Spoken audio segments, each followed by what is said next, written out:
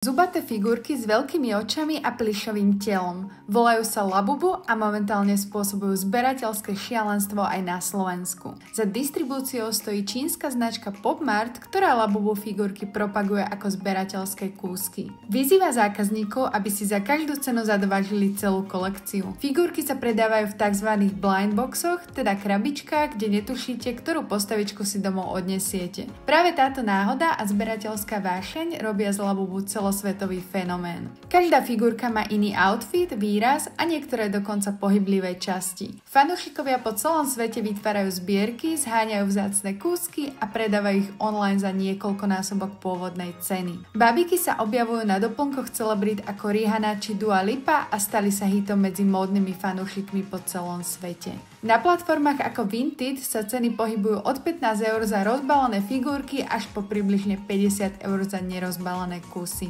Niektoré vzácnejšie alebo limitované edície môžu dosiahnuť ešte vyššie ceny. Čo si o tomto trende myslíte vy?